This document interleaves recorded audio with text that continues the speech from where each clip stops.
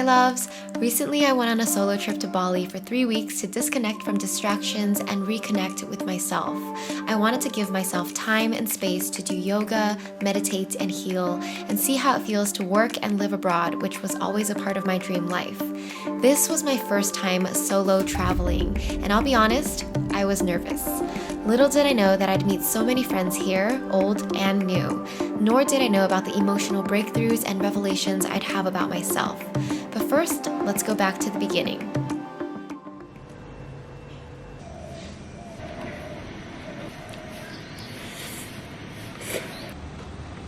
Breakfast day 2.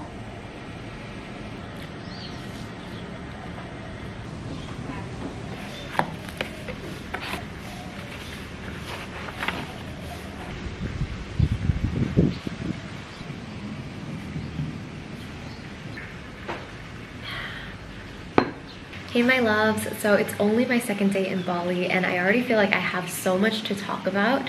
So the travel getting here took 24 hours.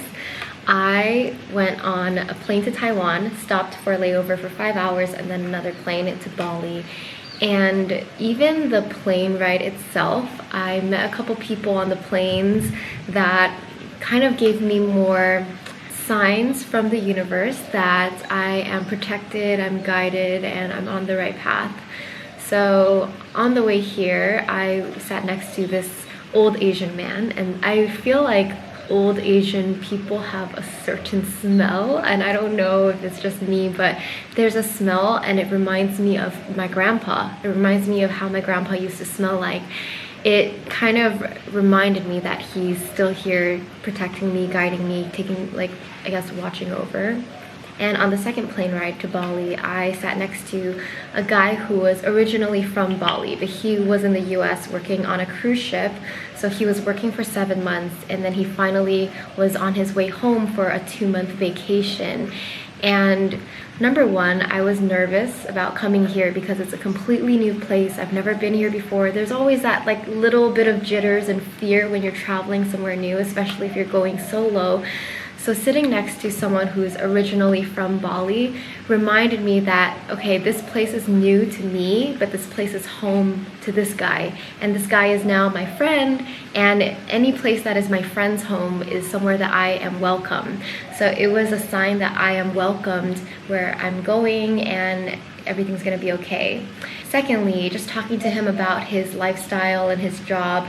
For 7 months straight, he was working 7 days a week with no days off. He only had maybe like 1 or 2 hour break to like see LA, and then he would have to come back to the ship and keep working. So 7 months of nonstop work. Plus he talked about how he only got 2 to 3 hours of sleep a night, and sometimes he would get just 30 minutes of sleep a night, which is crazy. And he was so exhausted and he was just excited to go home and see his family. And I was like, what's the first thing that you're gonna do when you get home? And he was like, sleep. Happiness is simple, you know?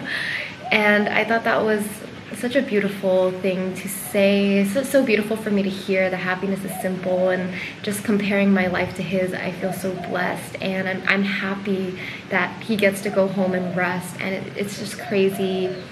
I don't know, I guess it was humbling to hear, and it was a reminder that I'm so blessed. I'm lucky to live the life that I live. And yeah. So a funny and very wild thing that happened yesterday was I went to check out this yoga studio. It's like this yoga center in Bali called the Yoga Barn, and I specifically came to Ubud to do yoga. So I booked an Airbnb close by so that I would like do yoga every single day. And when I was at the yoga place, I bumped into an old college friend. And the crazy thing is, a couple days ago, I was talking to my girlfriends and I mentioned this guy's name. I was like, oh, I've heard this guy from college is traveling the world. He's doing this, blah, blah, blah. And I didn't contact him or anything. I haven't talked to him in years, and I bumped into him at the yoga studio. And to me, that was a huge sign, because that is so strange. Out of all the places he could have been traveling, all the places that I could have went, like, we just happened to sign up for the same class at that yoga studio. It was a breathwork class, and it was just so bizarre that on my first day in Bali, I met a friend. So now I have a friend that I know is living here. And maybe it's because I kept telling myself, like, I have a friend here, I have a friend here, I'm not alone, I'm okay. And I actually met like an old friend. So I feel a lot safer, I feel more at peace and comfortable here just after knowing that I have many friends here now. It's crazy, and it's definitely, like, I do believe the universe is working and it brought us together for a purpose or some sort of reason.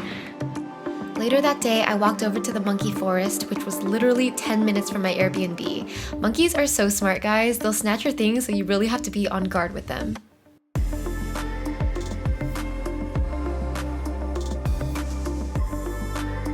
The next day, I went on a Bali Instagram tour, which was a guided photo tour where I got paired up with another girl who was also traveling solo. I only brought one small camera with me on this trip because I wanted to be minimal, and somehow I accidentally hit it to the wrong video mode, so all my video clips from that day look like they were shot with a potato. Whoops. But anyway, this one would have been really cute B-roll if it wasn't for the potato quality. Sigh. Wow, very good. Yes. Yeah.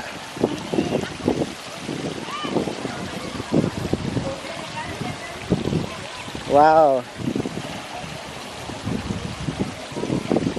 Very good. Thank you. Right now we are walking on the water and it's quite fun.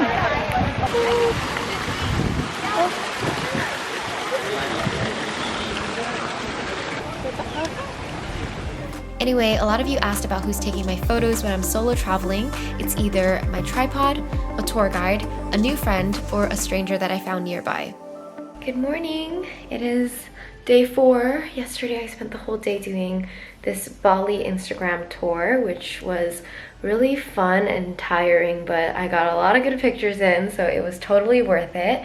I just wanted to pop in and share that yesterday during my tour of Bali, I went to this waterfall, and on the way walking into the waterfall, one of the girls walking out recognized me, and she was a Labby Love, like a fan, and she was from France. And it just so happened this girl from France came to Bali and I went to Bali and we met, and that was just the weirdest thing, to get recognized in another country. And I took it as another sign, because I'm having like a sign every single day here in Bali. I mentioned how I bumped into a college friend my first day. So my college friend mentioned that he had another friend that was traveling with him in Bali this week. It's someone that I know of. I don't think we were really friends in college, but I know him. And I signed up for another yoga class on my second day of Bali, and it just so happened that that guy signed up for the same class. So 2 times in a row, I signed up for the same class with someone that like I've known before, and this is all completely unplanned in Bali. It's just so weird. And the 3rd day I had a Labby Love from France come up to me, so it's just been interesting. And I have been learning a lot. I've been feeling very expansive here. I feel more space to think, to breathe, and I'm just taking a lot of insights down. I'm journaling a lot, meditating, and I'll share some more later, but yeah, I just wanted to pop in for that random update.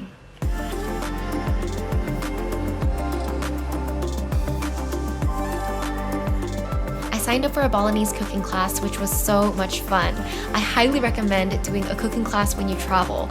Not only is it a great cultural experience, you also get to learn about the ingredients that come from the land and how they use their resources. I was so inspired by the use of banana leaves and bamboo in Bali. Everything was so sustainable and natural, plus Indonesian food is just so good. Hey guys, so it's my 5th day in Bali, and I just came back from my 2nd ecstatic dance night experience. The first time I went to ecstatic dance was a few days ago. My friend Tim brought me, and then today I went back to another event. It was actually a cacao ceremony plus ecstatic dance. And today is like the equinox, so they did something special. Cacao is like, you know, the raw form of chocolate. and it's supposed to be a heart opener. So it was like a ceremony, drinking cacao, and then it's like dancing for a couple hours. By the way, if you don't know what ecstatic dance is, it's basically like a spiritual dance party. You're not allowed to bring your phone, so no cameras, no photos, no videos, and they just play, I guess, world music. It's a wide variety of music, usually no lyrics, and you just dance however you want. There is no talking, no conversation. It's all just like body movement and expression. And the first time I went with like 2 of my friends, and I was kind of like just like feeling it. I was kind of self-conscious. And then tonight I went, and I just went by myself. I didn't really know anyone there. So I felt more free today, and I got the hang of it. Like, I understand it now, and I had so much fun dancing. And I love dancing. If you guys don't know, I used to dance in like college and after, and I haven't had the chance to dance as often now that I'm older, but to be able to express myself and also explore my body in new ways, learn like how to freestyle and just like literally explore and discover what else I can do is really fun. When I was dancing, I was always terrified of freestyling. I was terrified of just, I guess it was allowing myself to explore movement in my body, because I was so like, I cared so much about what other people thought of me. I really cared about judgment from others. And whenever it was like a freestyle time with your team, or even like when we had to choreograph something, I was like terrified. And now I feel like little by little, I'm like coming out of my shell, and especially like this experience allowed me to really just like lift up the walls and be myself and express myself fully, because like nobody knows me here. Like, it doesn't matter. I did meet a few like friends from yoga here, but like nobody really knows me, and it's really freeing. I think I realized that I've always been afraid to show the fullest expression of myself. And you know, I do care. I grew up caring about what people thought of me. I cared about judgment. I didn't want to look weird. And I think a lot of us have that. A lot of us grow up with that. And I think my journey in maturing and becoming wiser is learning to be my fullest expression. And tonight I realized, like, I let myself explore, I let myself go. Like, when I felt like dancing all out, I danced all out, but sometimes I felt like dancing really lazily, and I let myself do that. And when I didn't feel like dancing, I just sat down. And it wasn't about impressing other people. It wasn't about trying to dance pretty or beautiful or anything like that. I really listened to my heart and did what I felt in that moment. All in all, it was really fun, and I've just realized that, like, I'm freaking beautiful. I know it sounds so weird to say that in video, but like, that's how I felt. I felt like my fullest expression is so beautiful, and I'm like, why am I trying to hide it? I know that when I'm at home with friends, sometimes I don't feel like dancing full out because my friends don't exactly dance, or they have their own walls. And when I'm around people with walls, then you kind of like bring up your walls as well, because you don't want to like be the weird one out. But I noticed from the first night and tonight at Ecstatic Dance, I admire the people who are literally going all out, fullest creative expression, dancing like with no care of how they look, and they're just really like being so raw. I think it's so cool when guys get like animalistic and they're like really like into it. And I just admire people who are able to let loose and be 100% like themselves and express themselves fully. And the fact that I admire that so much means that like I want to do that. I want to be like that too. So I think I learned that today, and I realized that I am amazing and I should let myself shine and explore my full creative expression and allow myself to be authentic and vulnerable and open to the world, and not be afraid of judgment from others, not be afraid of how I appear to others, and just live my life, just do me. I guess I'll wrap up this vlog here. I hope you enjoyed a little glimpse of my time in Ubud. After this, I'm going to Canggu for a couple weeks, and that's a beach town, so it's a little less spiritual, more beachy, and I'm planning to like work more there. This week was my healing spiritual yoga week, and I really had a great time. So that's it for now. More adventures to come later.